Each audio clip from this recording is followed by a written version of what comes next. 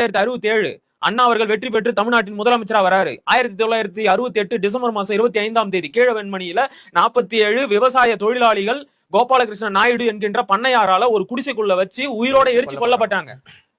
இப்படி ஒரு சம்பவம் நடக்க போகுது அப்படின்னு ஒரு மாசத்திற்கு முன்பாகவே அந்த பகுதியில் வேலை செய்து கொண்டிருந்த கம்யூனிஸ்ட் தோழரான கல்யாண சுந்தரம் அவர்கள் அண்ணா அவர்களுக்கு கடிதம் எழுதிட்டாரு. அதுவும் இதே கோபாலகிருஷ்ண நாயுடு இதே கீழவெண்மணியில ஒரு மாசத்துக்கு முன்னாடி வந்து யாரும் கம்யூனிஸ்ட் கட்சியில சேரக்கூடாது, எல்லாரும் விலகி காங்கிரஸுக்கு வந்துடணும், அப்படி இல்லைன்னா வீட்டை கொளுத்திடுவேன்னு ஒரு மாசத்துக்கு முன்னாடி, அதாவது அந்த சம்பவம் நடந்தது டிசம்பர் மாசம், இவரு நவம்பர் மாசமே வந்து மிரட்டிட்டு போயிட்டாரு.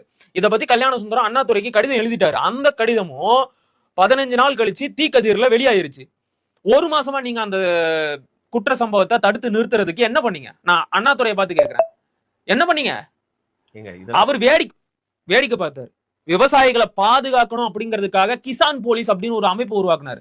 அந்த போலீஸ் விவசாயிகளை பாதுகாத்துச்சோ இல்லையோ, பண்ணையார்களுக்கு துணையா நின்னுச்சு. பண்ணையார்கள் விவசாயிகளை ஒடுக்கும் போது அவங்க கூட தான் இந்த போலீஸ் நின்னுச்சு. இத பத்தி விஜய் அவர்கள் அண்ணாவோட படத்தை போட்டுக்கிட்டு 50 வருஷத்துக்கு முன்னாடி இவருடைய காவல்துறை தான் இந்த விவசாயிகளை கொளுத்துச்சுன்னு நாகப்பட்டினம் திருவாரூர்ல பேசிட்டு